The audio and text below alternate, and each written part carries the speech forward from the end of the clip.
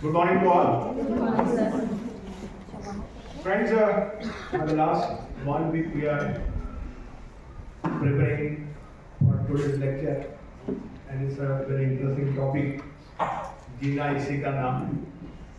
हम सब भी जीते हैं, लेकिन कई लोग इस तरह से जिए हैं कि वो हमारे लिए एक मिसाल बनकर गए हैं. ऐसे एक गुजरात के पर्सनालिटी और जिनको बहुत नज़दीक से जिन्होंने देखा है, ऐसे हमारे बीरेन भाई हुमायूं व्यारावाला का आज परिचय देंगे. 1915 में जिसका जन्म हुआ है, वो बहन ने कैसे फोटो जर्नलिस्ट का काम किया होगा, ये एक समझने वाली बात है. और ये आज हम यहाँ जानेंगे, इसलिए जानेंगे कि आप सब में एक एक हुमायूं व्यारावाला बैठी है. सवाल है उसको जगाने का, और उम्मीद करता हूँ कि आज अगर जग जाएंगे आप तो आज हमें एक फोटो जर्नलिस्ट मिली है, ऐसे बहुत सारे मिलेंगे. हमारे ऐसे बहुत सारे अलग अलग फील्ड में हम काम कर सकते हैं. So we are prepare for that. और मेरे में हमने आपकी किताब थोड़ी बहुत पढ़ी और पढ़वाई भी. लेट्स होप के at the end of the session आपसे थोड़े क्वेश्चन भी आएंगे. और बीरेन भाई उनके साथ बहुत काम भी किया उन्होंने, वो सब आपको आपके क्वेश्चन क्वेरीज को सेटिस्फाई करेंगे. For the teacher those who have joined our school in the last 2 years may not have a good interaction with Biren bhai. Of course हमारा एक सेशन किया था लास्ट समर में, जब हमने एक आर्ट ऑफ राइटिंग कौन कौन से तब उंगलियां नहीं ऊपर करवाते हैं, तो थोड़े बहुत लोग बीरेन भाई को इस तरह से जानते हैं. लेकिन हमने ऑलमोस्ट 2020 से 24 तक 5 साल तक 3-4 साल तो हुए होंगे प्री कोविड. ये 2019 से 24. 2019 से 2024 तक हमने एमईटी की 37 ईयर की हिस्ट्री को यहाँ हमने रखा है. और उसकी पूरी कहानी the history of MET, not only history of MET में रूटीन यहाँ किस तरह से काम हुए, कैसे कैसे स्कूल हमारी आगे बढ़ती गई, बनती गई, उसकी पूरी डॉक्यूमेंटेशन बीरेन भाई ने हमारे साथ किया था. तो ये बुक जो नए टीचर है जरा अच्छी तरह से देख लेना. केडम इन्हों कर्मयोग, ये गुजराती में है, लेकिन आज ही हम सोच रहे हैं उसको इंग्लिश में ट्रांसलेशन करना चाहिए. इंग्लिश जो गुजराती ऐसा जो नाको टेरू चढ़ा है उनके लिए इंग्लिश में भी ट्रांसलेशन की हम तैयारियां कर रहे हैं. तो ऐसे आज के हमारे, मैं चीफ गेस्ट भी नहीं कहूँगा, गेस्ट भी नहीं कहूँगा, लेकिन हमारे दोस्त आज हमारे दोस्तों के साथ बात करने के लिए आज आए हैं. On this occasion I invite our CBSE Vice Principal Sunita Panda to welcome on behalf of our student. और बहुत अच्छी तरह से हमारी सेकंड कैडर तैयार हो रही है.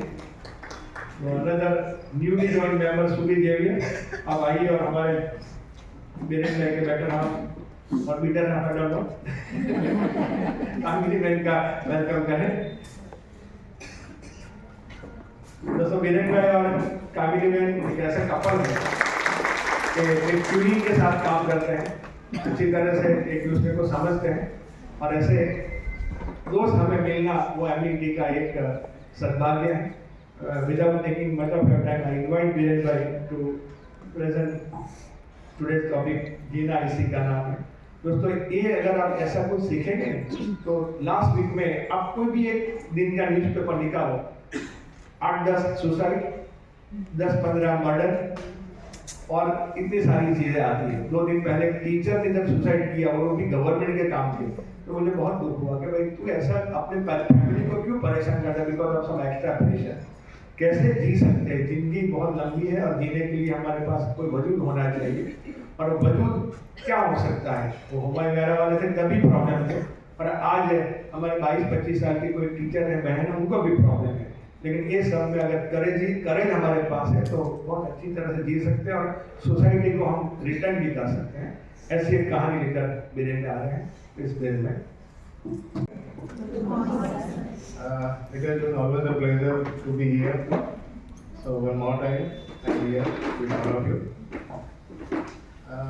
हुमायूं व्यारावाला की बात जब हम करते हैं तो उनके बारे में कई सारी चीज़ें, वैसे भरूच में तो पता नहीं लेकिन बड़ौदा वालों को बहुत पता है कि भाई उनको टाटा कंपनी ने नैनो कार गिफ्ट की थी।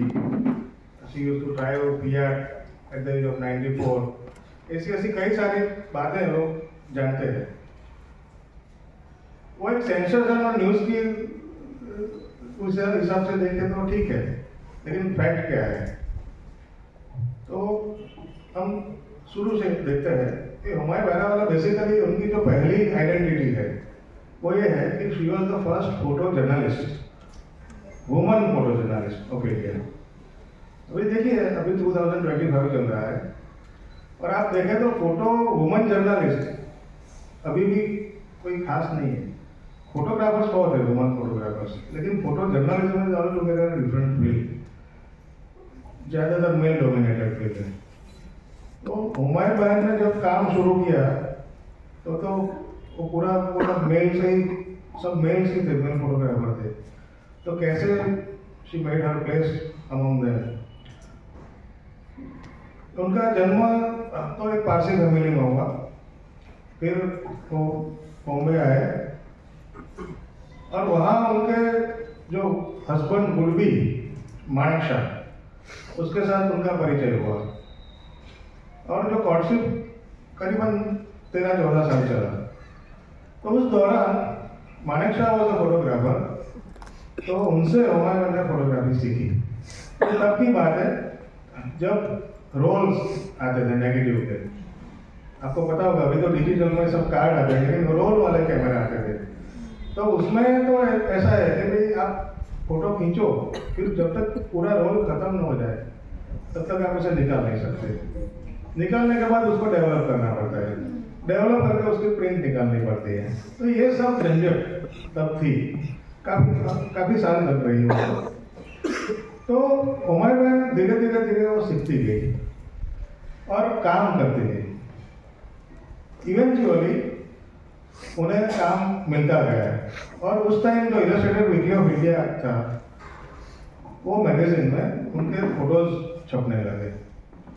फोटो स्टोरीज, फोटो ऐसे वो चीज़ होती है जहाँ एक ही थीम पर कई सारे फोटोग्राफ्स की स्टोरी होती है। ये तब की बात है जब फोटोग्राफ भी काउंट करके लोग खींचते थे। अभी जैसे कि शादी ब्याह है तो फोटोग्राफर के साथ डील कैसे होती थी कि भाई 3 रोल करना है, एक रोल में 36 फोटोज आते हैं, या 5 रोल करना है। अभी तो कट करते हैं, तो ऐसा नहीं था। तो तब उन्होंने उनके फोटो स्टोरीज सब छपने लगी, फोटो ऐसे छपने लगे। उसके बाद 1944 में उनके हस्बैंड का ट्रांसफर हुआ दिल्ली में, तो Humayun also happen to come to Delhi. तो 47 में हमें फ्रीडम इंडिपेंडेंस मिली, तो प्री इंडिपेंडेंस एक्टिविटीज बहुत सारी दिल्ली में उस वक्त चल रही थी। तो because she was there, she clipped so many historical moments which she was not knowing that these are going to be historical moments. तो हम थोड़ी उनकी तस्वीरों की झलक देखते हैं कि क्या क्या कैसे उन्होंने, थोड़ी झलक। Next please. उनका लाइफ स्पान देखिए 1913 से 2012, यानी शी कंप्लीटेड 98 ईयर्स। तो हमें ज़्यादा जो कहानी कहनी है, जो कहानी अगर आप माने तो उनकी पोस्ट फोटोग्राफर लाइफ की कहनी है, लेकिन उसके लिए ऐसे फोटोग्राफर वो क्या थी वो बताना बहुत जरूरी है। Next please. अब ये देखिए, ये एक जमाने की झलक मिलती है इसमें हमें कि वो वीआईपी का जो सिक्योरिटी कवच है वो कुछ नहीं था, और वीआईपी कहीं भी अपना फोटो खींचवाते थे बहुत इजीली कि सर आप इधर खड़े हो जाओ, मैं आपको फोटो लेती हूँ। तो he used to stand there without caring the instruction, बराबर। तो ये उनका बहुत जाना माना फोटो है। Next please. गांधी जी दिल्ली में थे तब वो हरिजन कॉलोनी में शाम को प्रार्थना करने जाते थे। तो ये हरिजन कॉलोनी का फोटो है। तो ऐसा हुआ कि हुमायूं को लगा कि भाई मुझे गांधी जी के फोटो तो लेने ही चाहिए, तो वो पहुंची वहाँ, तो शाम हो गई। तो फ्लैश तो बड़ी सी होती है, वो पुरानी फ्लैश, 4 बल्ब होते हैं उसमें, और एकदम जब फ्लैश होता है तो आपकी आंखें चकाचौंध हो जाती है। तो 2 फोटो लिए उन्होंने, और गांधी जी के सामने आकर इस तरह से फोटो लिए तो गांधी जी एकदम चिल्लाए कि ये लड़की मुझे अंधा नहीं बनाएगी तब तक जाएगी नहीं, यूज टू नो होगा। तो तब का ये फोटो है। उसमें भी आप देखिए बाजू में बादशाह खान है, फ्रंटियर गाड़ी। Next please. ये 3 जून प्लान की मीटिंग है, जब ये डिसाइड हुआ कि भाई अब देश 2 हिस्सों में बटेगा। तो वो मीटिंग हुई तो किस तरह से लोगों ने अपना वोट दिया, कितने लोग वहाँ थे मौजूद, और इतने लोगों ने फैसला नहीं लिया कि भाई ठीक है अभी देश का बंटवारा होगा और एक हिंदू इधर रहेंगे, मुस्लिम उधर जाएंगे। तो ये हिस्टोरिकल मोमेंट का प्रोग्राम है। Next please.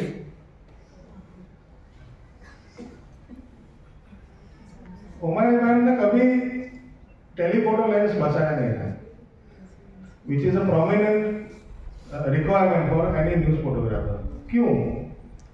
क्योंकि वीआईपी के उतने पास वो जा सकते थे, एकदम नजदीक से क्लोजअप ले सकते थे, तो टेलीफोटो की जरूरत ही नहीं थी। अब देखिए ये 15 अगस्त 47 का फोटोग्राफ है दिल्ली का, इतनी भीड़ जमा हुई है। और नेक्स्ट प्लीज। हाँ, ये कौन है बाजू में? सरदार पटेल, और बीच में मणिबेन पटेल है, सरदार की डॉटर। और ये जो है एक्सट्रीम वो राजेश्वरी देवी है, राजेंद्र प्रसाद की पत्नी।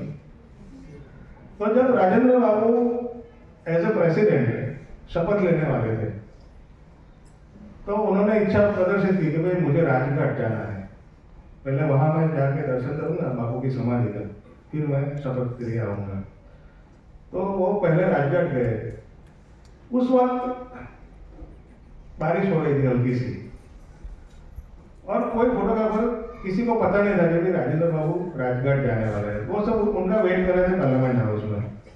हुमायूं को पता चला तो she went there straight way. बारिश हो रही थी तो वो छाता लेकर कोने में खड़ी थी और खड़े खड़े फोटो ले रही थी।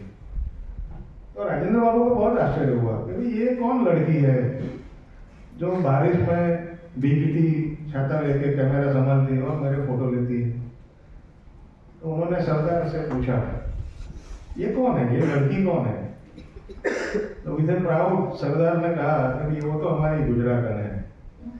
तो सरदार भी उनको एक इज्जत देते थे। दिवाली के टाइम पे जब सरदार जहाँ रहते थे दिल्ली में, वो मकान को हल्का सा वो डेकोरेट करते थे, लैंप्स लगा देते थे, लाइट की सीरीज तो नहीं थी।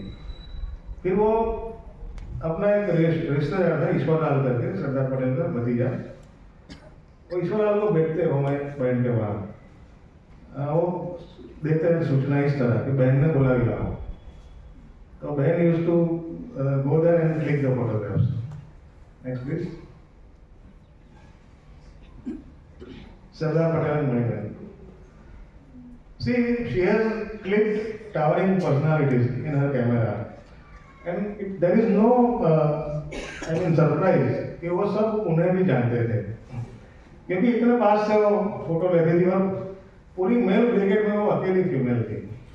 Next please.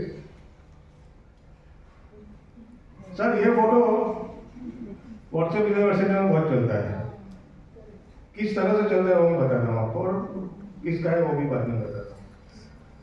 Since Nehru was very found of the company of women, तो एक ऐसा प्रचार चलता है कि भाई नेहरू तो लेडीज के साथ बहुत एक वो करते थे, और फिर 2-3-4 फोटो, एक सिगरेट पीते वो फोटो, एक ये फोटो, वो सब एविडेंस के तौर पर सब फॉरवर्ड करते हैं। She is Vijaya Lakshmi Pandit, the real sister of Jawaharlal Nehru.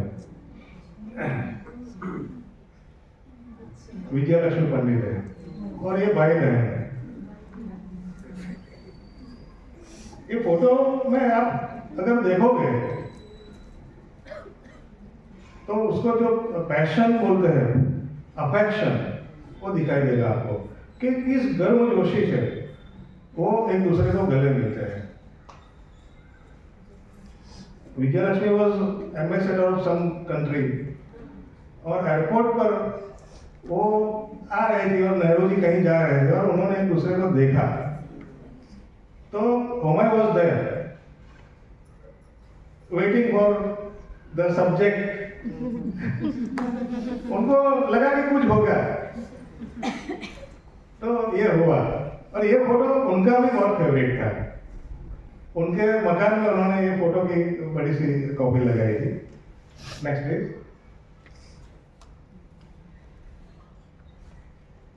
Rajendra Babu after I mean president बनने के बाद तुरंत उनके ऑफिस समरी और ये फोटो, तो अब आपको लगता है ये कोई भारत जैसे देश का प्रेसिडेंट है? कितनी सिंप्लिसिटी है।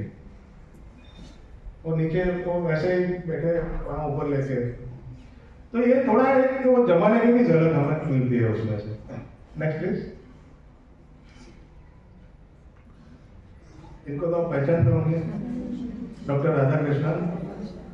तो देखिए फोटोग्राफर्स किस तरह से उन्हें उनके साथ बात कर रहे हैं। She is Homai who used to hold her camera like this upside। और राधा कृष्णन जी की ऐसी आदत थी कि जब होमाई दिखती नहीं है तो वो दूसरे लोगों को पूछते थे वो किधर है। तो दूसरे फोटोग्राफरों ने ऐसा नाम दिया था कि भाई your boyfriend was asking for you. तो Radha Krishnan was her boyfriend, कि भाई तुम्हारा बॉयफ्रेंड तुम्हारे बारे में पूछ रहा है। Next please. शास्त्री जी प्रधानमंत्री बनने के बाद जब उन्होंने अपना वक्तव्य दिया था। Next please. अब देखिए she is the prime minister and how close the photographers are. अभी कौन जूम लेंस की जरूरत नहीं है ना, जूम लेंस टेली लेंस की। किस तरह से वो फोटोग्राफ ले रहे हैं और होमाई किस तरह से, शी इज होमाई। तो from before pre independence to the prime ministership of Indira Gandhi, she was active in photography field. Next please. She is Jackie Onassis. Onassis America का बहुत बड़ा उद्योगपति, इंडस्ट्रियलिस्ट था। और जैकी ओनेसिस, जैक्वेलिन ओनेसिस बहुत ही, जैसे प्रिंस चार्ल्स से ज्यादा लेडी डायना फेमस थी, I mean people were fond of her. तो इस तरह से जैकी ओनेसिस भी ऐसी ही थी। तो उनके साथ इंदिरा जी का फोटो है। Next please. ये फियाट कार में मुझे बैठने का सौभाग्य मिला है। इसका नंबर देखिए आप, DLD 13। तो होमाई के फ्रेंड ने इस गाड़ी का नाम रखा था डालडा 13। अब इटाली से मंगवाई गई थी ये फियाट गाड़ी, और इटाली से बाई शिप बम्बई में, बम्बई से by road Delhi, and then she used to drive the car. और मेरे ख्याल से ये कार उन्होंने तब बेची when she was 95 or 96। तो तब तक ये कार चलाती रही हो।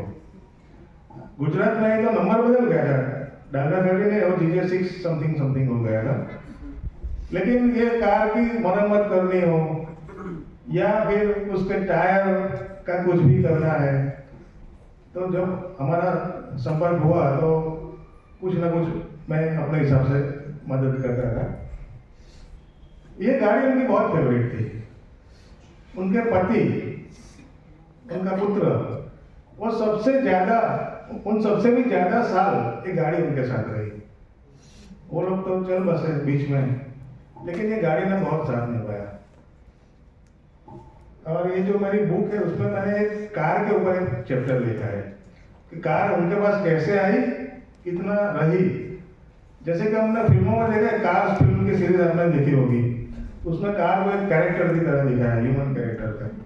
फिर बॉलीवुड में लव बर्ग सीरीज की फिल्म आई थी, उसमें हर्बी नाम की एक कार थी, Harbi goes to Monte Carlo, ऐसा भी एक सीरीज था।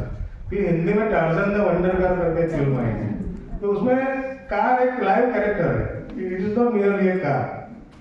तो इसी तरह ये कार उनके जीवन में थी कि एक स्वजन था उनका, कि वो बोलते थे कि जब ये कार होती है तो मुझे कोई चिंता नहीं रहती।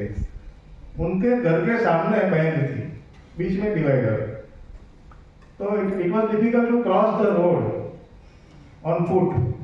She used to drive the car, take a U turn and go there. Next please. तो ये एक झलक हमने देखी क्विक। अब बात यह है कि हम आज उनकी बात क्यों कर रहे हैं, just because she was the first woman photographer और एनीथिंग एल्स? एनीथिंग एल्स है बहुत इम्पोर्टेंट है। मेरी उनके साथ जब मुलाकात हुई तो शी वॉज 89 ईयर्स ओल्ड। तो आप समझ सकते हैं कि जब किसी के साथ उनकी 88-89 उम्र हो तो वो दोस्ती कितनी चल सकती है, वो रिलेशनशिप 2-3-4 साल। हमें होता ही है अंदर से, कभी ज़्यादा है, जितना चले उतना बोनस है। Fortunate for us it lasted for 10 years. और वो 10 साल मैंने उन्हें बहुत करीब से देखा। ऐसे एकदम करीब नहीं आ गए थे, बहुत एक गलत बात है, लेकिन वो करीब से देखा तो मुझे बहुत कुछ चीज़ें देखने को मिली। लेकिन उसके पहले थोड़ी ये बात हम कर लेते हैं। उनके पति का देहांत हुआ एक्सीडेंटली। वो उनको नाक में वो स्मेल नहीं आ रही थी, तो गलती से वो पी लिया उन्होंने वो बग्स की दवाई, एंड ही डाइड देयर। उसके बाद Humayun quit photography somewhere around 1971। उनका बेटा Farooq, he was an IITian at Kharagpur. He got job at Pilani, BITS Pilani. So along with the son, she moved to Pilani. अपनी photography की career उन्होंने एक बड़े trunk में बंद कर दी और अपने लड़के फारूक के साथ वो पिलाने में आ गई। पिलाने में किसी को पता नहीं है, ये वो हुमायूं बहरावाल है जिन्होंने जो देश की सबसे पहली महिला फोटोग्राफर, महिला न्यूज फोटोग्राफर है। सब फारूक को जानते थे क्योंकि कॉलोनी वो होती है बिट्स की। फिर ऐसा हुआ कि एक बार इंदिरा गांधी को कोई इंटरव्यू करने आया दिल्ली में, कोई अमेरिकन जर्नलिस्ट था।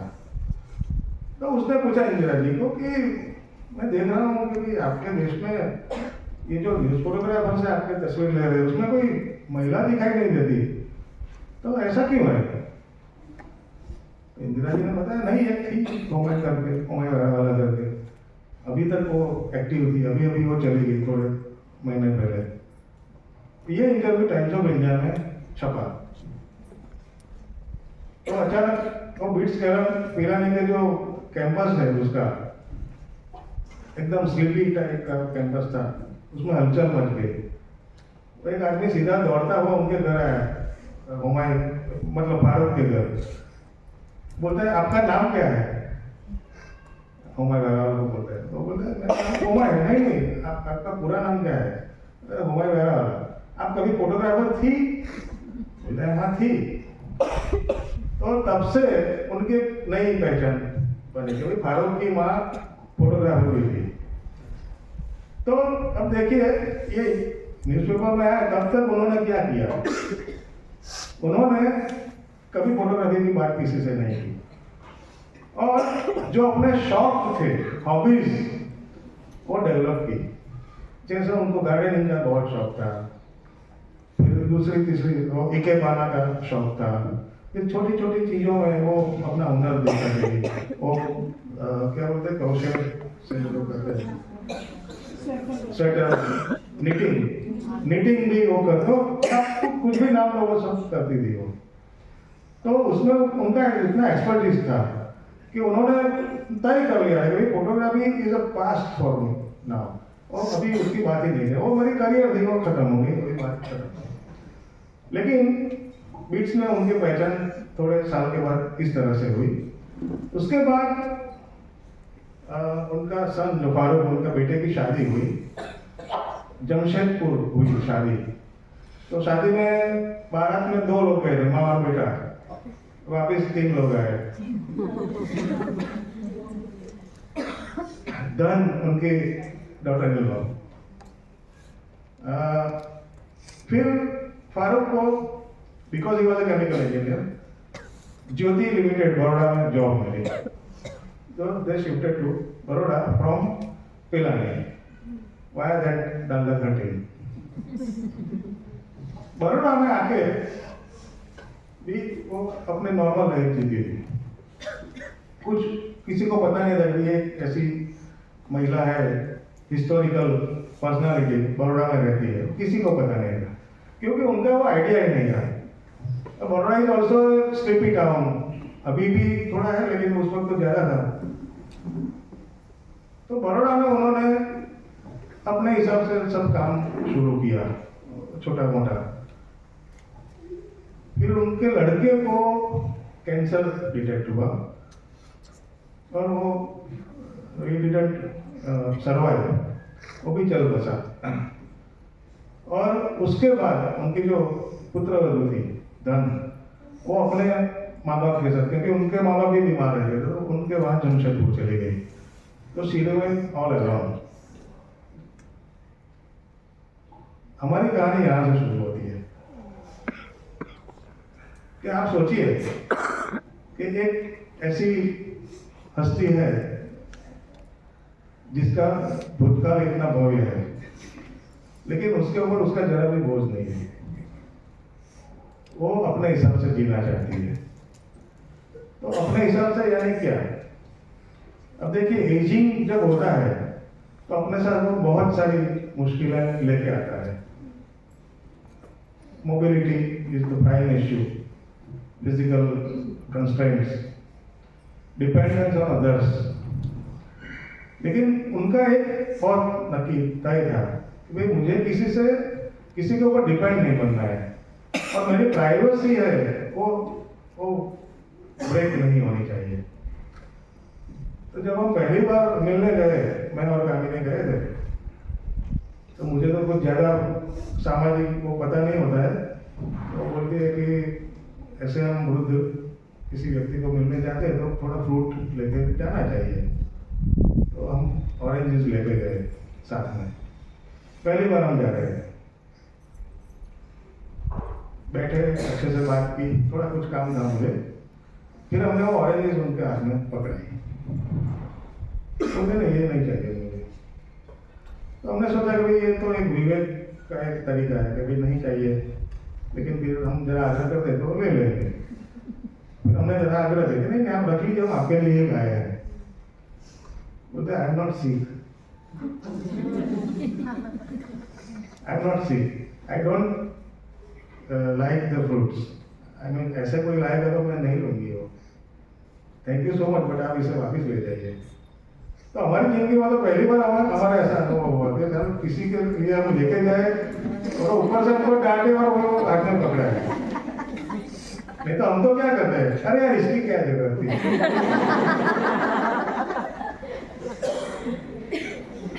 अच्छा, फिर जब हम उठ खड़े हुए जाने के लिए, तो बातचीत तो हुई, तब भी हमने बताया कि कुछ काम है तो बताना। बोले हाँ ठीक है। फिर हमने 2-3 बार इंसिस्ट किया। फिर हम उठ खड़े हुए तो हमने जाते हुए फिर बोला कि आपको कुछ भी काम है तो बताना। वो एकदम हंसी। फिर बोलती है, देखिए your intention may be good, it is good, but people forget what they से। ऐसा तो हम सबको कह देते हैं, लेकिन फिर बाद में जब हम काम याद दिला दे वो भूल जाता है। अच्छा हमें बाद में, अभी टाइम नहीं है। हमको और एक झटका लगा, यार ये तो हम सोचने लगे कि हमने सही कहा था या फॉर्मेलिटी में कहा था। फिर हमने नीचे उतर के विदाउट टॉकिंग ईच अदर ये तय कर लिया कि किसी भी हिसाब से उनका विश्वास आपको जीतना है। तो हमने उतना परमिशन मांग लिया। अच्छा, उनके वहाँ जाना है तो ऐसे ही हम जा नहीं सकते, उनके अपॉइंटमेंट लेनी पड़ेगी। अपॉइंटमेंट लेने के लिए उनके पास फ़ोन नहीं था, तो उनसे 5वां घर एक मिसेस मिश्रा का था जो यूनिवर्सिटी में जॉब करती थी। तो सुबह 10 के पहले और शाम को 6 के बाद आप मिसेस मिश्रा को फ़ोन करिए, अपना पर्पज बताइए, she will go there, ask for approval, then will reply. मतलब हमको फ़ोन करना है। उस वक्त तो घर में भी फ़ोन नहीं होता था, तो बाहर से हम फ़ोन करते थे। ये एक लंबा प्रोसीजर था, लेकिन वो चलता था। तो ऐसे ही आप जा नहीं सकते, because she is 88 years old, उनको तो क्या काम होगा, ये नहीं। और अगर आप चले भी गए तो आपको वापस भेजेगी, please go back, I have no time. तो हमने उतना तय किया, उतनी परमिशन हमने मांग ली कि भाई हम आपके वहाँ विदाउट अपॉइंटमेंट आ सकते हैं या नहीं। अगर आप नहीं है तो कोई दिक्कत नहीं, हम चले जाएंगे। तो with a smile, she said, "Okay, you can come." शायद उनको भी लगा होगा ये भी पता नहीं बोलते हैं लेकिन आएंगे या नहीं आएंगे। फिर हम उनके बाद धीरे धीरे जाने लगे। अब मेरी जॉब चलती थी, मेरे बच्चे सब छोटे स्कूल में जाने का, वो सब मेरा शिफ्ट की नौकरी। तो हम जैसे जैसे समय निकाल के उनके वहाँ जाने लगे, और जाते थे तब हमें उन्हें पूछते थे कि आप एक बार हमको कुछ काम दे के दीजिए। We wanted to pass the entrance exam. आप कुछ भी काम हमें देखिए, अगर हम नहीं करते तो आपको क्या फर्क पड़ता है, आपको एक और मिल जाएगा काम नहीं करने वाला। लेकिन अगर हम करते हैं तो आपको एक मिलेगा कि भाई जो कर सकता है। बोलते हैं ठीक है, मुझे याद नहीं आता है अभी, लेकिन जब याद आएगा तो मैं जरूर बताऊंगी। तो इस तरह से एक बार हम उन्हें मिलने गए। हम जैसे ही गए वो बोले मैं आपको याद कर रही थी। We were surprise. मैंने कहा क्या हुआ?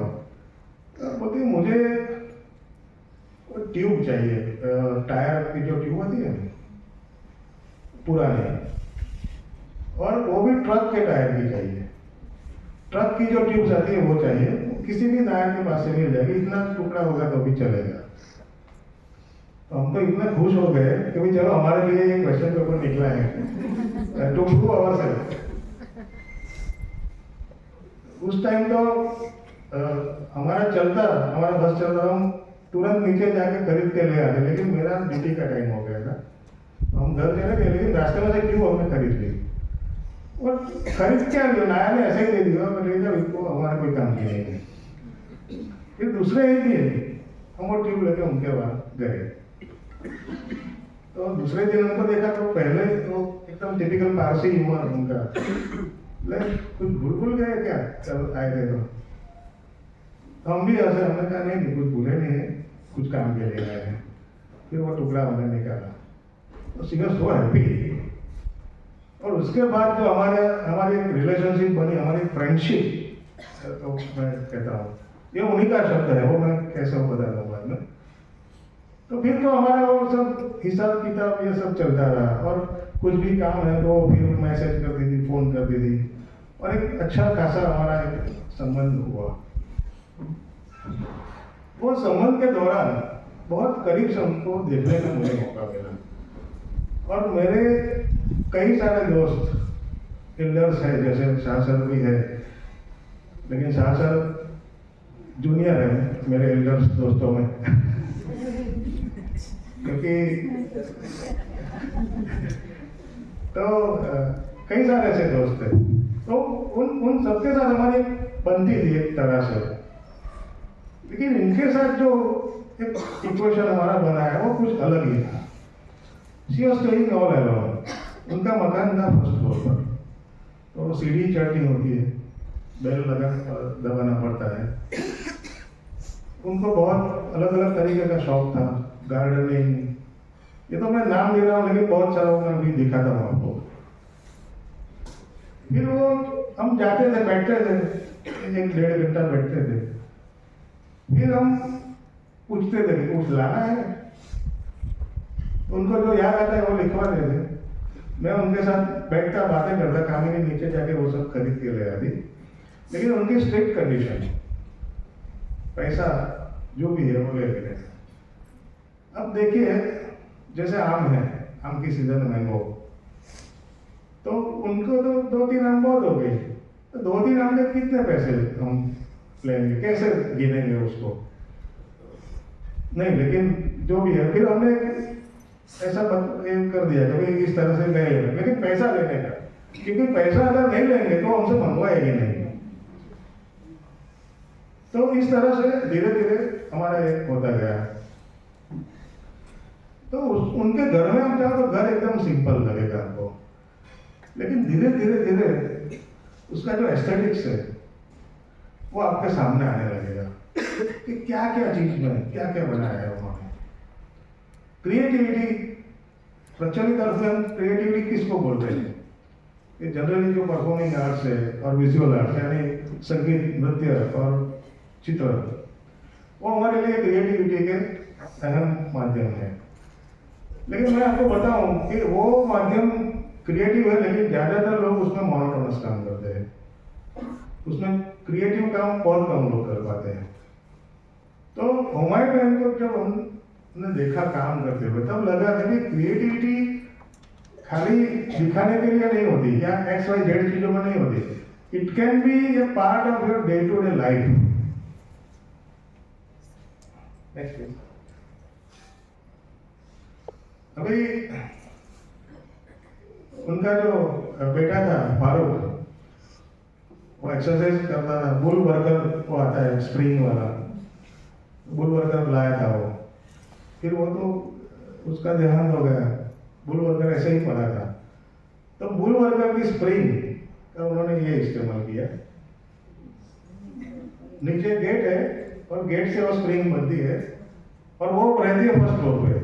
तो जब आप गेट खोलोगे तो हमने ज्यादातर लोगों को गेट बंद करने की आदत नहीं होती है, लिखा होता है कि दरवाजा बंद करके अंदर जाओ, फिर भी हम पढ़ते नहीं है, पढ़ते तो फॉलो नहीं करते। ये कोई झंझट नहीं, आप खींचोगे अपने आप बंद हो जाएगा। Don't close. See this is a creative use of bull worker. किसी ने सोचा होगा कि बुल वर्कर की स्प्रिंग का ऐसा इस्तेमाल होगा? Next please. अब ये नीचे से हम दरवाजा खोल के आते हैं तो सीढ़ियां होती है। अब ये जो छोटा सा गेट है, ब्लैक फ्रेम आपको दिखती होगी और बीच में वायर्स दिखते हैं। कोई बता सकता है ये ब्लैक फ्रेम किस चीज की बनी है? कार टॉप आती है। हाँ, कार की जो ऊपर टॉप्स होती है। हाँ, नहीं, ये यानी मटेरियल कौन सा है? लकड़ी आयरन लकड़ी, ये लकड़ी का है।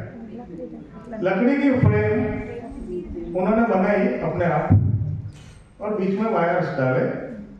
जब हम जाते थे वो जो फ्रेम है पूरी निकल चुकी थी, लेकिन वो बीच के जो तार है उसके सपोर्ट से वो पूरी फ्रेम ऐसी की वैसी खड़ी थी। तो क्राफ्टमैनशिप क्या होती है? खुद बनाया ऐसा करके मार्क्स नहीं लेना है। ये मैंने उनको तो बोलते ही नहीं थे कि ये मैंने बनाया है, तो हमको पता चला धीरे धीरे, तो हम पूछने लगे ये हाँ वो मैंने बनाया है। और यहाँ एक डोरी लंबी और अंदर विंड चाइम्स रहते थे, तो आप खींचोगे तो अंदर विंड चाइम्स बजेंगे और वो दरवाजा खोलने आएगा। Next please. अभी ये हैंगर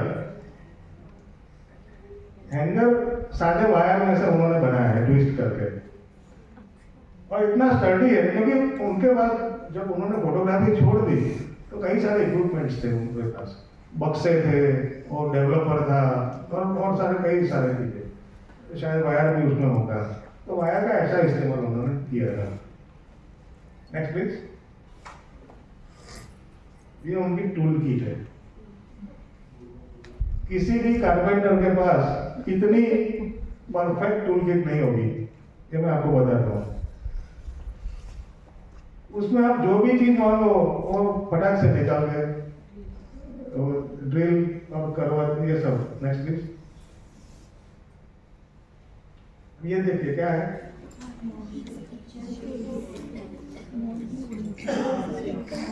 ये बिस्किट बनाने के जो डिब्बा डाइस, ये सब डाइस उन्होंने अपने आप बनाई है। खास करके वो देखिए, वो हैंडल वाला कटर, तो उसमें शटर वाला, यस एग्जैक्टली। तो उसमें जो हैंडल है वो बारी का, विंडो का जो होता है वो आंकड़ी है, और ये जो पूरा है एल्यूमिनियम का है। तो कैसे शेप दिया है, किस तरह से सब बनाया है, और ये सब अपने आप बनाया है उन्होंने। Next please. કઈ ઉંમરે બનાવવાનું શરૂ કર્યું? એ ચાલુ કર્યું છેક સુધી, બનાવવાનું શરૂ કરેલું પણ છેક સુધી ચાલુ કર્યું, એટલે જીવ્યા ત્યાં સુધી 98 સુધી। अब जब उनके घर में हम जाते हैं तो ऐसा एक ड्रिफ्टवुड और छत के ऊपर दिखता था। ये मटका है, मटके को उन्होंने बहुत सफाई से काटा है, और बाजू में जो लकड़े हैं वो ड्रिफ्टवुड्स है। तो इसका नाम था शैटर्ड ड्रीम्स। तो वो जब इकेबाना की कॉम्पिटिशन्स में पार्टिसिपेट करती थी, तो एक उसमें थीम बेस्ड सब अरेंजमेंट होता है। तो इसमें फ्लावर अरेंजमेंट भी थी कुछ, लेकिन ये मटका, ये एडिशनल एलिमेंट, तो उसका नाम था शैटर्ड ड्रीम्स। तो आप जैसे जाओगे तो वो शेल्फ के ऊपर ये पड़ा मिलेगा, तो आपकी निगाह उधर ही चिपक जाएगी तो भाई ये है क्या। Next please. अब देखिए, ये रिमोट का स्टैंड है। होता क्या है कि जब हम कुर्सी पर बैठते हैं तो जनरली हैंडल पर हम रिमोट लगाते हैं, अगर लगाना है तो। उन्होंने नीचे लगाया है, क्योंकि बैठोगे तो हाथ आपका कहाँ पहुंचेगा, तो सीधा आपके हाथ में रिमोट आ जाएगा। अब ये रिमोट कैसे बना है वो देखिए, वो लैंप का वायर है, ग्रिड जो है वो, और नीचे वो ग्लास टाइल्स का टुकड़ा है। बट इट इज परफेक्टली उसी जगह पे जहाँ वो हाथ बैठने से हाथ जा जाएगा, वहां वो रिमोट हाथ में आ जाएगा। Next please. ये ड्रिफ्टवुड है जो उन्हें कहीं से मिला था, जैसे हम हाथ ऐसा करते हैं उस शेप का है। उसमें उन्होंने वो मग जिसमें पेन स्टैंड के साथ रखा था सब। Next please. इस्त्री करने का जो फोल्डिंग बनाया था, और इस्त्री भी बाजू में। जनरली क्या होता है, इस्त्री इधर उधर कहीं घूमती रहती है, वो टेबल वहीं रह जाता है। तो वो ऐसे ही बनाया था कि जो अगर गिरा दे तो अपने आप हो जाएगा, और फोल्ड करके ऊपर ले तो स्टैंड बन जाएगा। Next please. ये उनका जो मेन रूम था, छोटा सा, शायद 10 बाई 10 का होगा।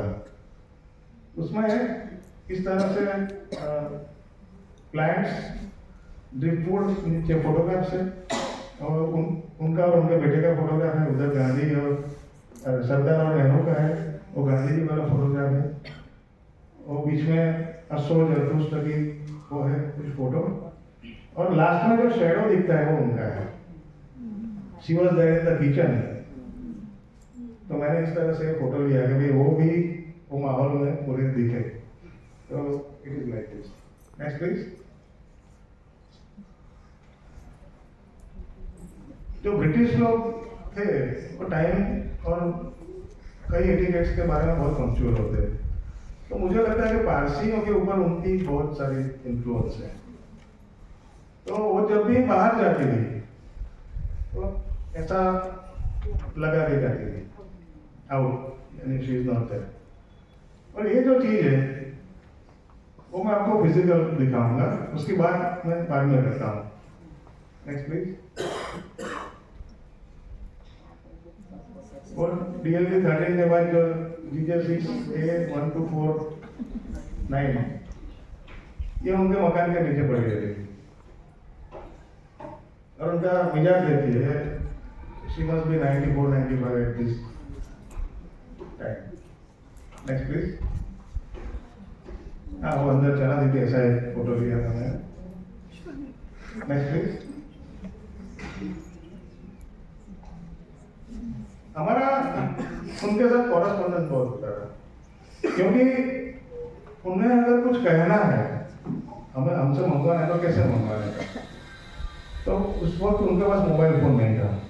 वो ऐसा करते थे कि नीचे कोई दुकान थी, वहाँ पब्लिक फोन था, वो उनको जो कहना है वो चिट्ठी में लिख देती, दुकानदार को दे आती और बोलती कि ये उनको फोन करके इतना बचा देना। तो it was type of one way communication. फिर मतलब इस तरह की चीज़ें होती थी कि अगर आप नेक्स्ट टाइम जब आते हो तो इतनी इतनी चीज़ें लेके आना, तो फिर हम लेके जाते थे और हमारा पैसे का हिसाब किताब हो जाता था। और भी चीज़ होती थी कई बार। एक बार उन्होंने कहा कि मेरा लाइसेंस रिन्यू करवाना है, ड्राइविंग लाइसेंस।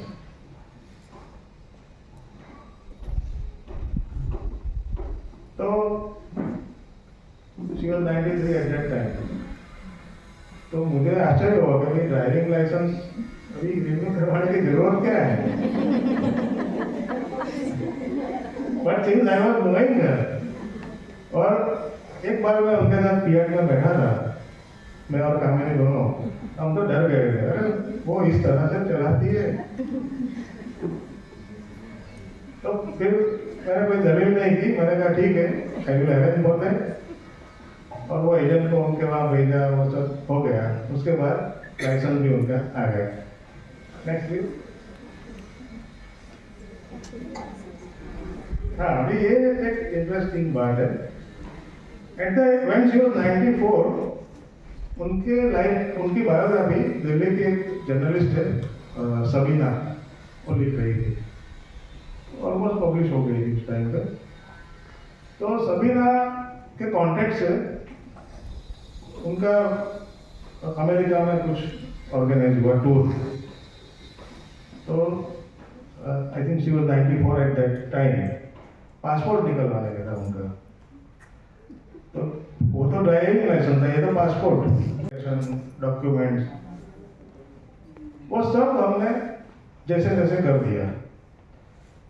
अच्छा, स्टूडियो में वो जा नहीं पाती थी क्योंकि स्टूडियो की सीढ़ियाँ ऐसी थी वो चढ़ नहीं सकती थी। तो she give me the honour to be her photographer.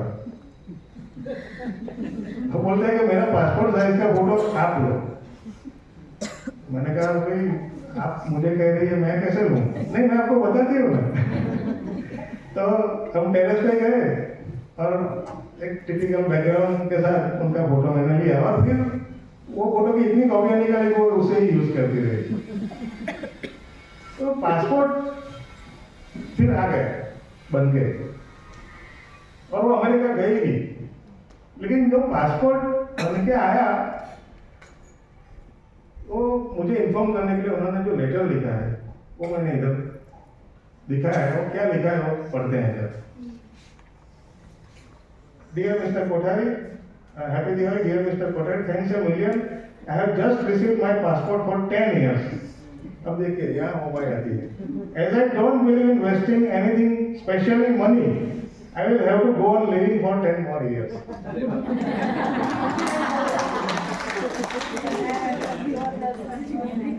Warm regards, have a nice time with your family। तो इसे कहते हैं जीवन रस, यानी लस्ट फॉर लाइफ। मैं उसको जिजीविषा नहीं बोलता हूँ। जिजीविषा इज अ डिफरेंट थिंग। जिजीविषा में क्या होता है कि आपको किसी भी तरह जीने की प्रबल इच्छा होती है। जब जीवन रस लस्ट फॉर लाइफ में क्या होता है कि आप जितना भी जियो उसको ठीक तरीके से जो एंजॉय करके जियो। तो उनमें ये बात थी, ये उनका मिजाज है कि पैसे तो मैं बिगड़ने में बिल्कुल मानते नहीं, तो मुझे 10 साल जीना पड़ेगा। वो अमेरिका गई, वहाँ उनकी बहुत सारी टॉक हुई, अच्छा वो किया, और वापस आई तो हमको हमारे लिए याद करके गिफ्ट भी लेके आई वो कैंडल्स और वो सब। तो इस तरह से अलग तरीके का उनका। तो मैं ये कहता हूँ, मेरी जो बात है वो इम्पोर्टेंट ये है कि भाई अभी इसमें कहा देखिए फोटोग्राफी की बात आई नहीं आई। तो as a photographer she was an important personality. और उसके बाद तकरीबन 40 साल की लाइफ में वो कैसे निकाली उन्होंने, वो कैसे जिया, वो महत्व। बड़ौदा में फिर ऐसा हो गया था कि न्यूज़पेपर, लोकल न्यूज़पेपर वाले उनको बहुत परेशान करते थे। कोई भी डे जब आता है, फलाना डे दिखाते तो उनका कोट लेने पहुंच जाते थे, considering that this is readily available. और वो सबको भगा दी कि मेरे पास टाइम नहीं है, वो विदाउट प्रायर अपॉइंटमेंट नहीं आएगा। फिर किसी को ऐसा पता चला कि थ्रू मी वो आ सकते हैं, तो they used to contact me. मैं रहता था एक छोर पे और दूसरे छोर पे, लेकिन फिर थोड़ा मैं वो करता था। Next please.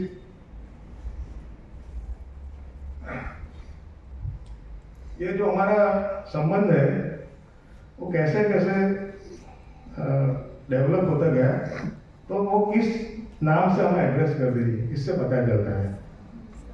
शुरू में वो लिखते थे dear mister Kothari, I was mister Kothari for हर।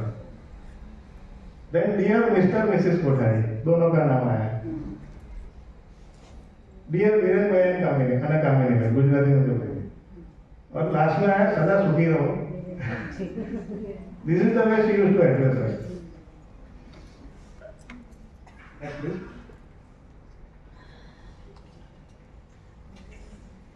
आखिर एक बार तंग आके उन्होंने हमें कहा कि भाई आप मुझे मोबाइल दिलवा दो। हमने कहा क्यों, अभी आपको मोबाइल की क्या जरूरत है?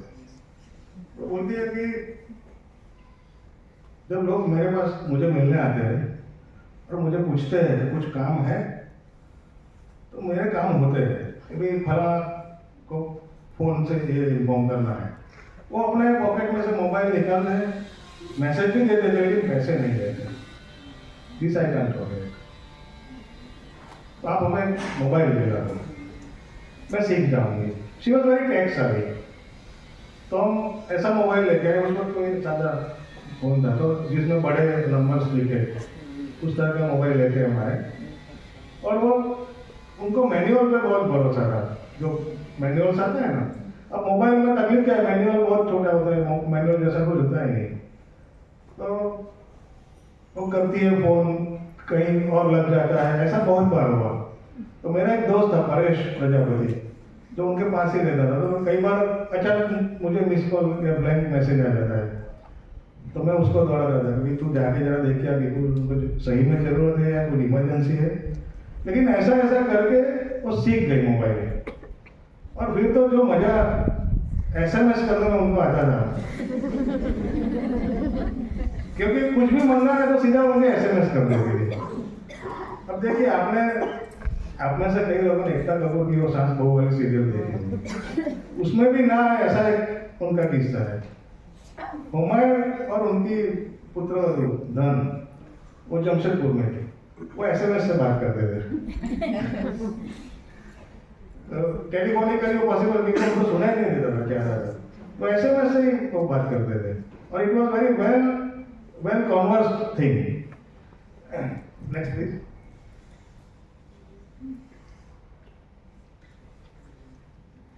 क्रिएटिविटी कैसे कैसे चीजों में से शी यूज्ड टू स्माइल।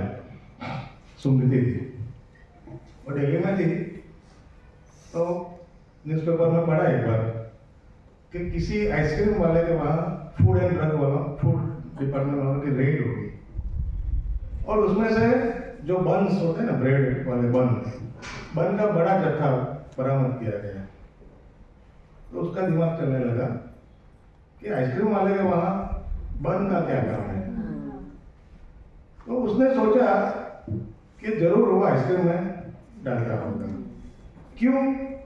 बोलते हैं कि भाई आइसक्रीम जब घर पे बना दे ऐसे ही, तो क्रिस्टल्स पानी के अंदर जम जाते हैं, जो हम चबाने में भी आते हैं, अच्छा नहीं लगता।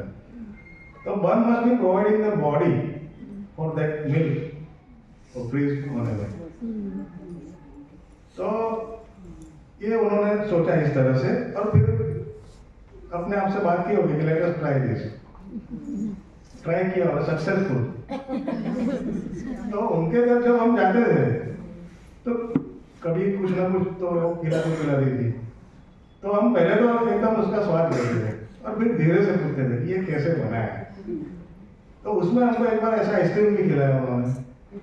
तो आइसक्रीम बहुत अनयूजुअल था, ऐसा हमने कभी चखा ही नहीं है, होममेड आइसक्रीम। क्योंकि होममेड आइसक्रीम तो बहुत खाए, लेकिन उसमें तो वाटर क्रिस्टल्स आते ही है, और हम कह भी नहीं सकते भी आते हैं।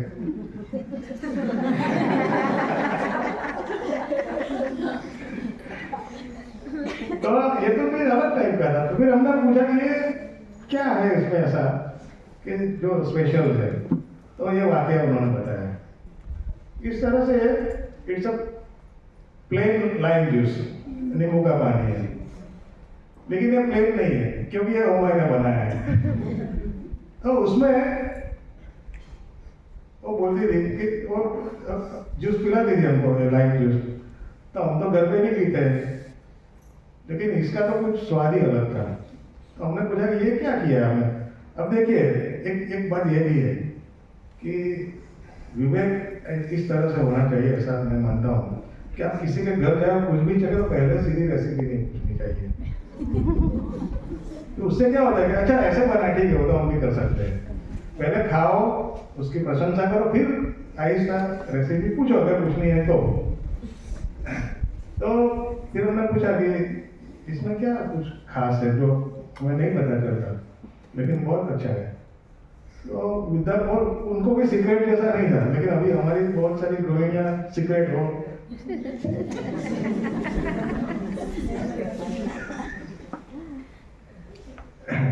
तो उन्होंने बताया कि उसमें मैं पिंच ऑफ इनो डालती हूँ, पिंच ऑफ इनो। अब इनो डालने से ये लाइम जूस का जो फ्लेवर है, जिसको वो बोलती थी पमराट, है ना, पमराट है, बहुत सुंदर है। तो इस तरह से वो एनहेंस हो जाता था कि आपको लगा कि ये कुछ अलग ही चीज है। तो ऐसी ऐसी बातों में उनकी क्रिएटिविटी हमें देखने मिलती थी। कई बार हम जाते थे तो बाहर धूप आती है तो छोटी छोटी वो किसान जाम की जार होती है ना, ग्लास की, वो धूप में रखी है और कुछ है अंदर, कुछ है वो हम पहचान नहीं पाते क्या है। ऐसा लगता है कि कुछ उन्होंने रखा है। फिर हम पूछते हैं क्या बना रही है आप? बोलते हैं मैं मार्मलेट बना रही हूँ, मार्मलेट। तो ऑरेंज के जो छिलके होते हैं उसको वो ग्रेट करके फिर वो खांड की शुगर की उसमें सिरप में डुबो के धूप में रखती थी। तो पहले ही हमारे दिमाग में आता है कि तो उनका स्वाद तो कुछ और होता है। तुरे बोलते हैं वो, तुरे को क्या बोलते हैं? ना बिटर नहीं होता है, हाँ, वो अच्छा नहीं लगता इन शॉर्ट। तो हमने पूछा कि ये तो ऐसा स्वाद होता है। बोला हाँ मुझे पता है, उसको हम बॉइल करेंगे तो वो निकल जाएगा, फिर वो प्लेन हो जाएगा और फिर हम ये कर देंगे। एक बार मुझे बोलती है डेंसिटी मीटर कहाँ मिलेगा? अब ये ऐसी ऐसी चीजें मुझसे मंगवाती थी, मैं भी हैरान रह जाता था। तो मैं बोला भाई डेंसिटी मीटर का आपको क्या काम है? ये काम करेगा मुझे तो नहीं पता है, लेकिन मैं I will look for that. तो वो बोलती है कि अब देखिए आपको बुरा ना लगे तो ऐसा मुझे उन्होंने बोला, मैं है ना वाइन ट्राई करना चाहती हूँ। और किस चीज का? आंवला का, आंवला का वाइन मैं बनाना चाहती हूँ और उसके लिए मुझे डेंसिटी मीटर की जरूरत है। फिर खैर वो तो मिल नहीं पाया, लेकिन वाइन उन्होंने बनाया। So she used to experiment so many things without reading or with reading, कुछ भी। क्योंकि वो कहते हैं कि नहीं बना तो ठीक है, मुझे कौन बोलने वाला है कि ऐसा क्यों बनाया है, लेकिन अगर बना तो फिर मजा आ जाएगा। Next please. अब ये एक बहुत इमोशनल हमारे लिए है क्लिप कि जब हम उन्हें मिले दिसंबर को, उनकी बर्थडे थी उसके अगले दिन यानी 8 दिसंबर को। हमको पता नहीं था कि हमारी लास्ट मीटिंग होगी। उस दिन हम ज़्यादा बैठे क्योंकि दूसरे दिन उनकी बर्थडे थी, लेकिन हम वो दिन नहीं गए इसलिए क्योंकि उस दिन तो बहुत लोग आते जाते रहते या। तो हमने सोचा कि जरा हम शांति से बैठ सके, बात कर सकें। फिर हम काफ़ी नॉर्मल जो हम बैठते थे उससे भी ज़्यादा बैठे। फिर बात में हमने पूछा कि आपका कोई फेवरेट सॉन्ग है ऐसा, क्योंकि फिल्मों की बातें भी होती रहती थी। बोलते फेवरेट सॉन्ग तो नहीं है, लेकिन मुझे एक इंग्लिश पोएम बहुत पसंद है, the last rose of summer. तो हमने पूछा कि अच्छा, वो हमने नहीं सुनी। तो वो बोलने लगी, मैंने कहा ठहरिए मैं रिकॉर्ड कर लेता हूँ। तो मैंने वो वीडियो में रिकॉर्ड किया। फिर वो प्रोनाउंसिएशन मुझे ज़्यादा समझ में नहीं आया क्योंकि मैंने वो पोएम पढ़ी नहीं थी। तो मैंने कहा कि आप मुझे इसकी टेक्स्ट भी लिख के दीजिए। उन्होंने टेक्स्ट लिख के दी और वो बोलती है कि भाई ये मुझे लगता है कि ये मेरी ही बात है कि भाई लास्ट रोज ऑफ समर बाग में सब फूल अभी गिर गए हैं और ये अकेला गुलाब रह गया है बाकी, तो अभी सोचता है कि मेरी बारी कब आएगी। तो इस तरह की ये पोएम है, हम उनके आवाज में सुनते हैं।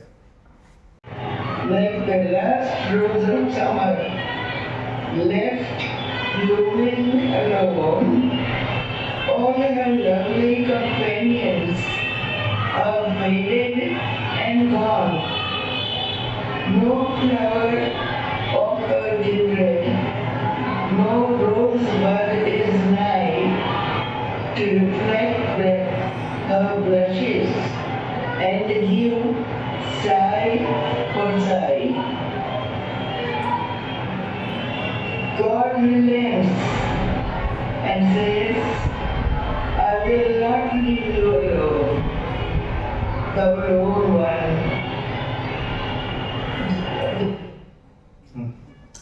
Thou lone one to बस इतना ही।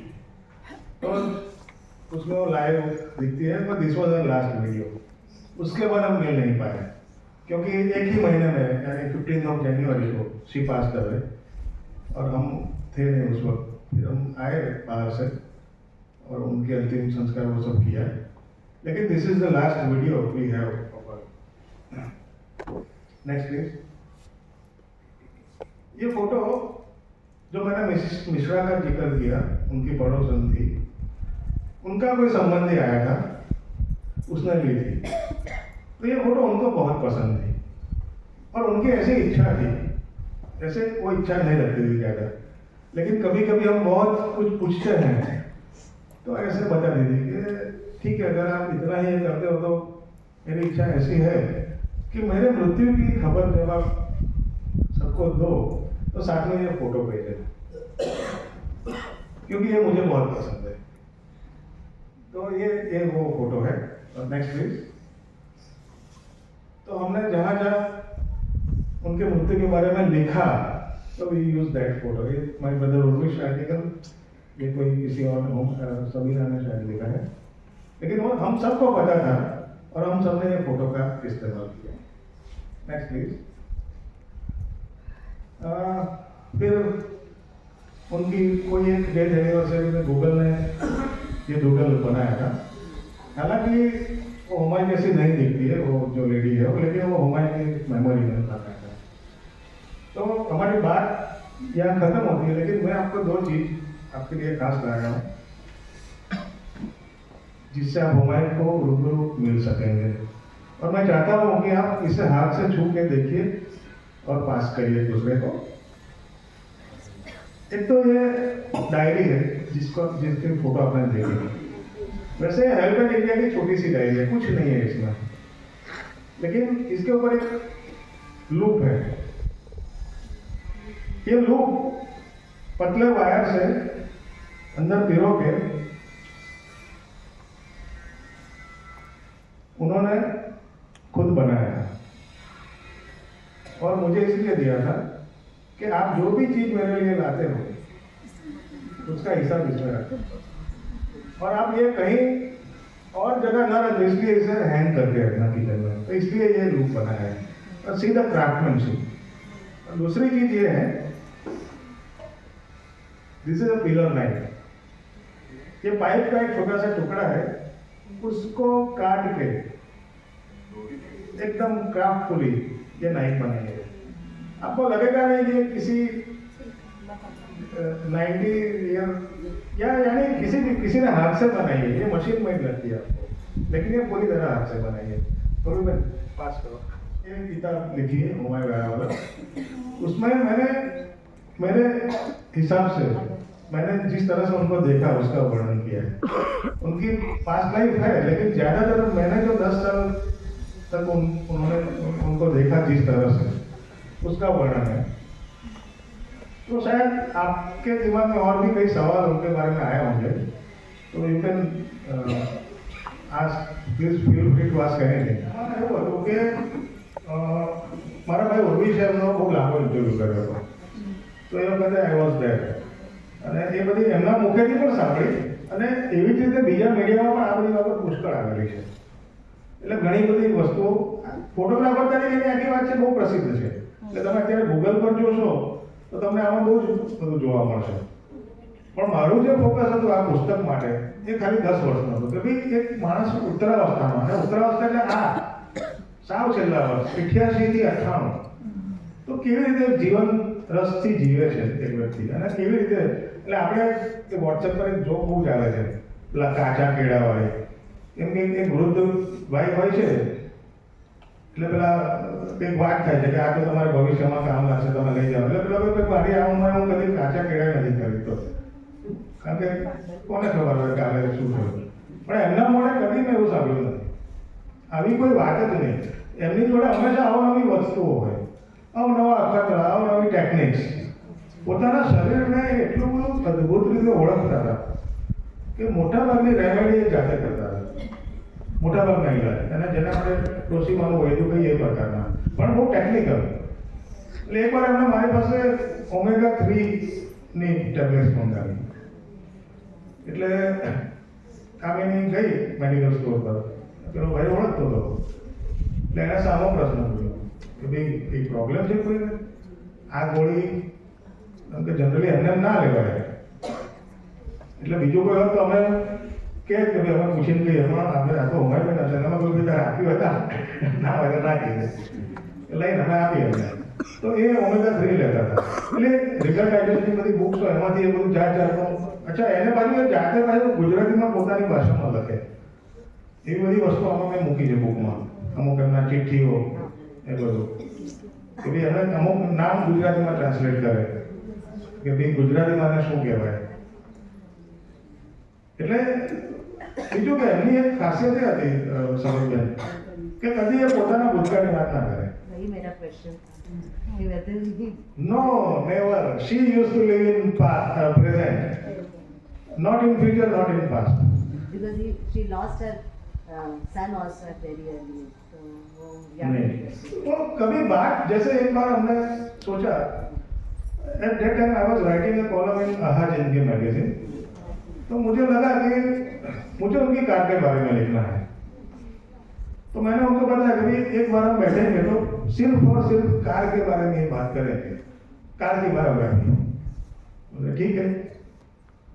फिर हम बैठे, मैं रिकॉर्डर लेके गया था, तो कार कहाँ से ली, कैसे ली, वहां से शुरू किया. और बीच में जो रेफरेंस आते गए कि भाई मेरे हस्बैंड का अवसान देहांत हुआ, तो उसकी जो एशिस है वो हम आगरा के जो फोर्ट है आगरा फोर्ट, उसमें हम विसर्जित करने गए थे, यही कार में गए थे. तो उस टाइम पर थोड़ा तो नम हो जाती है उनकी आवाज, लेकिन फिर वो इमीडिएटली वो मेरे से ज्यादा रिकवर हो जाती जल्दी, क्योंकि वो ऐसा बोलते था मुझे कुछ हो जा रहा था, लेकिन वो तो बाहर निकल जाती थी तुरंत. और यही मुझे वही लगता है कि भाई कि जीना इसी का नाम है, जो टाइटल मैंने दिया है ना वो इस तरह से दिया है कि भाई हम उसको कैसे, हम किसी की लाइफ को हम इमिटेट नहीं कर सकते. देखिए कोई इस तरह जिए हम उस तरह से जी नहीं सकते, लेकिन एक अप्रोच जो है, अप्रोच हम डेफिनेटली डेवलप कर सकते हैं. अच्छा, उन्होंने एक बात बहुत अच्छी की थी जो मैं आप सबको शेयर करना चाहूँगा. उन्होंने कहा कि भाई आप जब भी यंग है ना तो आप 4-5 शौक पालिए, और उसमें से 1-2 शौक ऐसे होने चाहिए जो हाथ से हो सके. हाथ से, जैसे कि आप बोलते हैं कि रीडिंग, तो ठीक है रीडिंग अच्छा है, लेकिन हाथ से हो सके ऐसा भी कुछ करना चाहिए. क्योंकि अगर लेटर एज में आपकी आंखें काम नहीं कर रही तो ये बहुत जरूरी है. अब देखिए फिर उन्होंने ऐसा कहा कि हो सकता है कि आप अपने करियर में बिजी है, फैमिली लाइफ में बिजी है, तो आपको वो शौक पूरे करने का टाइम मिलेगा नहीं. लेकिन अगर आपने उसके बीज डाले हैं तो जब आपको टाइम मिलेगा तब वो बीज ग्रो होंगे. સર 60 વર્ષની ઉંમરે રિટાયર થયા પછી લોકો શોધે કે હવે મારે શું કરવું, એ કેટલું અઘરું છે. ગુજરાતીમાં કહેવાય છે ને પાકા ગળે કાંઠા ના ચડે. तो शौक का बीज हम डाल के रखें तो we can grow it at any desired time. ये मेरे ख्याल से बहुत बहुत अच्छी बात है। और मैं तो ये उनका नाम लेकर सबको कहता हूँ जो भी मुझसे छोटा होता है उसको, क्योंकि अभी आपको एक बार टाइम है, एनर्जी, शौक पालिए, 4-5 शौक, एक दो नहीं। हम लोगों को पूछते हैं कि आपको क्या शौक है, तो बोलते हैं खाने का। तो मैं पूछता हूँ खाना खाने का या बनाने का, तो वो दे आर नॉट क्लियर। लेकिन शौक यानी एक गंभीर एक एटीट्यूड होना चाहिए एक तरह का आपको, क्योंकि ज्यादातर किसी महिलाओं के साथ क्या होता है कि आपकी प्रोफेशनल, आपकी जो हाउस लाइफ मतलब गृहस्थी है, वो आप 45 साल की होगी तो आपके बच्चे बच्चे सब बड़े हो गए होंगे 45-50 साल में, फिर आप अचानक अकेली हो जाएगी। पुरुषों के साथ थोड़ा 60 साल के बाद होता है, 10 साल और उस दौरान आप में वो फिजिकल चेंजेस भी सब आने लगते हैं, तो क्या करना क्या नहीं करना वो समझ में नहीं आता है। तो उस टाइम पे ये जो हॉबीज है वो हमें हेल्प करती है। अभी हम किसी को बोले कि आपका शौक क्या है, तो बोलते हैं रील देखने का।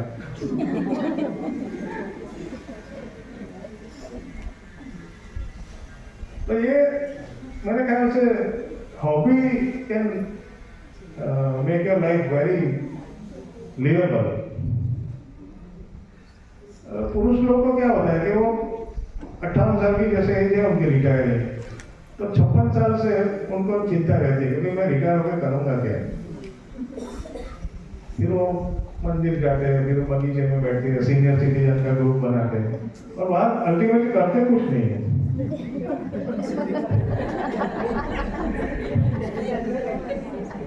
एक दूसरे के घर की बात करते हैं। लेकिन कई बार मुझे लगता है कि सीनियर सिटीजन लोग जब वो कुछ ग्रुप बना के करते हैं तो बहुत बचकाना आगे होती है। लेकिन फिर मैं अब उसे दूसरे नजरिए से देखने लगा हूँ कि भाई बचकाना तो बचकाना, कुछ तो करते हैं।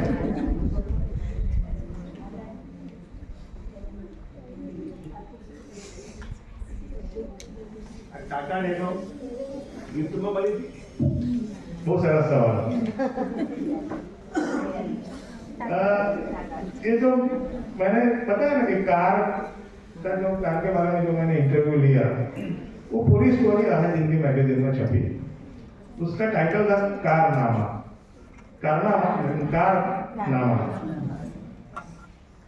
उसके बाद वही स्टोरी एक डेली में किसी ने कॉपी की। उसके बाद पूरा चालू हुआ है कि भाई उनको नैनो मिलने वाली है। उस वक्त नैनो बाजार में आई नहीं थी। ये फियाट जो है उनको बहुत तंग कर रही थी धीरे धीरे, तो उन्होंने सोचा कि ये मैं किसी को दे दूं और एक नई कार ले लूं। 95 साल की उम्र में नई कार लेना वो भी सोचना। तो फिर उन्होंने देखा एक बार एड में कि रतन टाटा वो नैनो कार के आगे खड़े ऐसा फोटो था।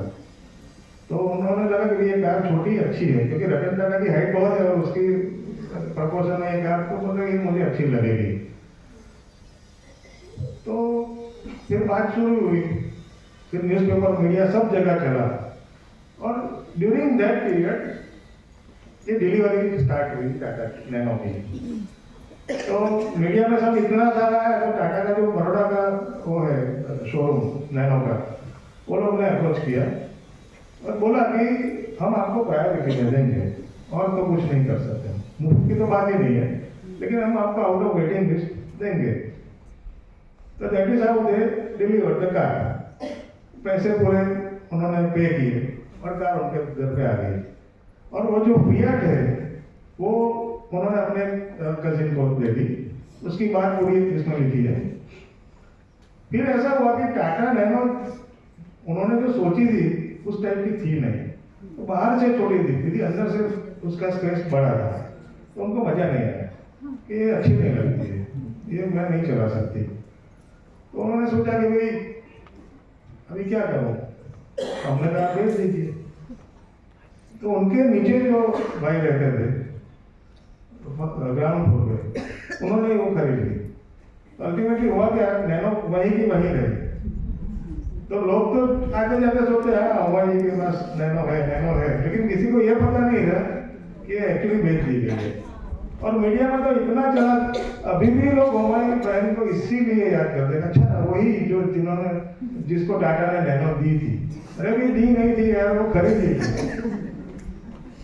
और इसमें उनकी महत्ता ये नहीं है कि टाटा ने नैनो दी, वो कोई उनकी लाइफ को देखोगे तो बहुत छोटी बात है, और वो ले सकती है। वो एक आम जो किसी से बिना पैसे नहीं लेती है, वो नैनो कैसे लेगी? अच्छा, उनको खाने पीने का इतना शौक था कि कुछ नई नई चीजें, जैसे एक बार हम नीचे उतरे उनके घर से, तो नीचे सब वो फ्रूट्स वाले खड़े रहते थे, तो थाईलैंड की इमली, थाईलैंड की आमली, वो स्वीट होती है, ये हमारे यहाँ की खट्टी होती है। तो कामिनी ने देखी तो बोलते हैं चलो ये ले लेते हैं। फिर उसने तरफ सोचा कि ये हमारे मेरे को बहुत पसंद आएगी, तो तुरंत हम वो खरीद के वापस चढ़े सीढ़ी और उनको बताया ये देखो ये हमने पूरा बॉक्स लिया है, इसमें से आपको जितना चाहिए वो रख लो, हाँ पैसे हम बांट लेंगे, हाँ वो पैसे के हाँ वो बराबर है, तभी मैं लूंगी। तो उन्होंने 4-5 जो थी वो ले ली, फिर बोलते कितने पैसे लिए, तो हमने भी ऐसे जैसे बहुत कुछ कैलकुलेशन किया, 25 रुपये दे दीजिए। तो इस तरह से खाने का बहुत शौक था उनको, और कुछ ना कुछ बना दी गई, कुछ ना नए नए एक्सपेरिमेंट। अभी मैं समझता हूँ, मैंने देखा है कि अगर कोई बोलता है कि मुझे घूमने का शौक है, तो उसका मतलब ये होता है कि वो नई नई जगह अनएक्सप्लोर्ड प्लेसेस पे वो घूमने जाता है। ये बात हम खाने का शौक है ऐसा बोलने वाले के बारे में नहीं सोच सकते। कोई बोले तो मुझे खाने का बहुत शौक है, तो उसका मतलब ये कि he is like certain and specific type of dishes. He is not ready to experiment and explore so many things. So she used to experiment and explore so many dishes. છેલ્લે સુધી કેવી હતી? હા એમની હેલ્થ છેલ્લે સુધી કેવી હતી? હા, એમને હેલ્થમાં એવું હતું કે જે એજ રિલેટેડ પ્રોબ્લેમ્સ હોય, પણ તે એવું કહેતા હતા કે my body is old but my mind is young. तो उनको बहुत थकान लगती थी और आराम कर लेती है, फिर काम शुरू कर देती है, और कोई उनकी प्राइवेसी को ब्रीच करे वो बिल्कुल वो सहन नहीं करते थे। उनके ही बाजू में पड़ोस में एक सिख महिला थी, वो उतनी उनसे कम उम्र की, यानी अराउंड 75-80। तो she used to go and sit there. एक बार हम गए तो वो दादी माँ बैठे थे, तो हमें आश्चर्य हो गया ये कौन है। तो इधर से उठ के चली गई। उनके जाने के बाद हमारे जी ने कहा ये यार कुछ काम नहीं है, आके बैठी होती है, मैं उसके लिए वो बैठती है, मैं कुछ काम नहीं कर पाती। तो उसको कौन समझाएगा मेरा तेरे जैसा नहीं है, मुझे तो बहुत काम है।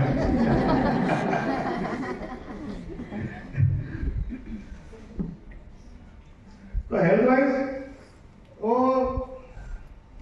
3 बार हॉस्पिटल में गई अपने in the life span of 98 years। पहली बार गई तो जब फारूक का बर्थ हुआ था। दूसरी बार हमारे परिचय होने के बाद, मतलब उनके देहांत के 2-3 साल पहले, वो जब हॉस्पिटलाइज हुई तो हमको लगा कि अभी ये वापस नहीं आएगी। तो जैसे ही सबको पता चला कि भाई शी इज बीन हॉस्पिटलाइज, सब दौड़े बाहर। तो रिसेप्शनिस्ट थी, वो एकदम हैरान रह गई, तो सबको रोकती है। तो हमको भी रोका, किसको मिलना है? हमारा बोला मैं गया वाला। अरे उनको तो क्या वो उधर है, आप नहीं जा सकते। मैंने बोला लेकिन उनके लिए उनका कोई है ही नहीं। बोले ऐसा कर करके लोग 10 लोग अंदर बैठे हैं।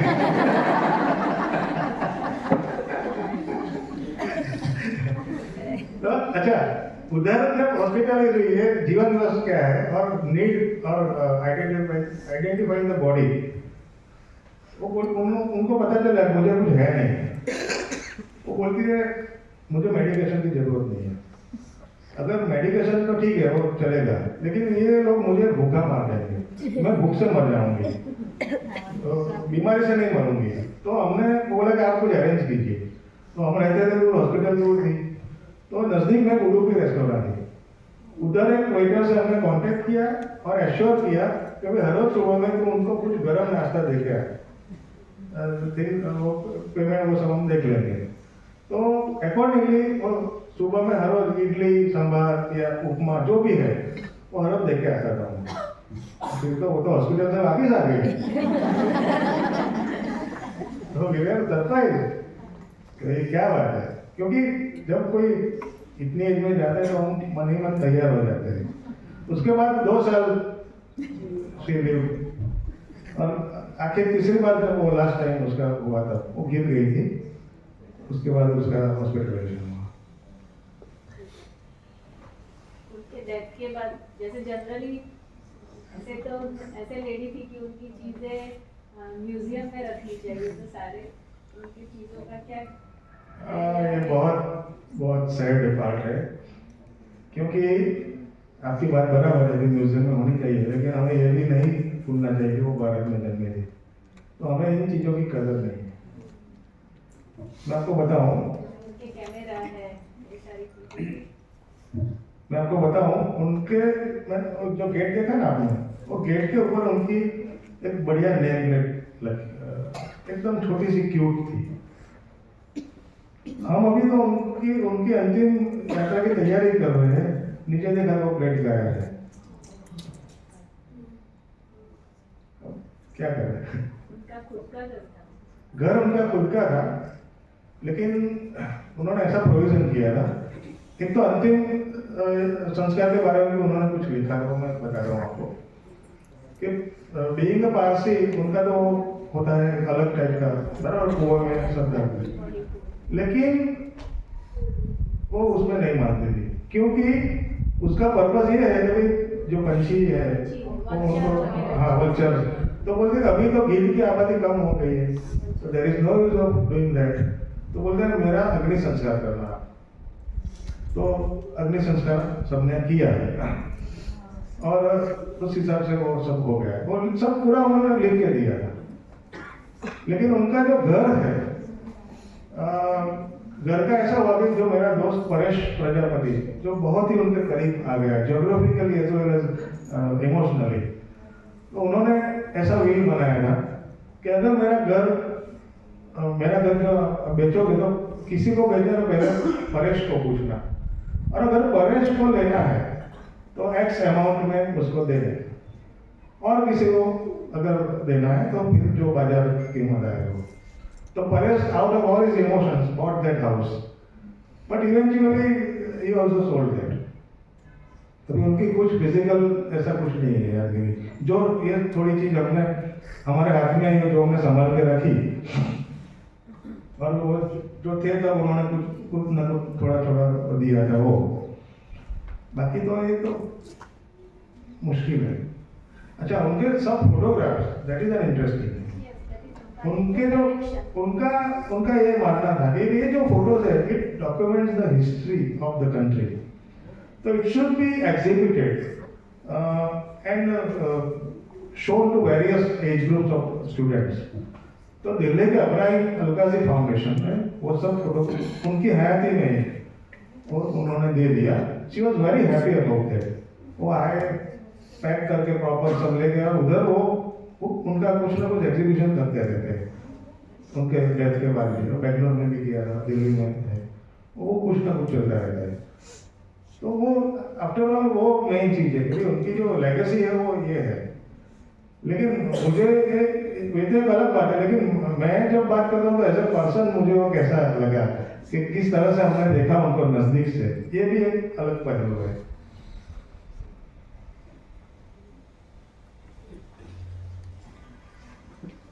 जब आप सबने तो सब कुछ जान लिया, इसलिए कोई ज़्यादा क्वेश्चन नहीं लगते हैं।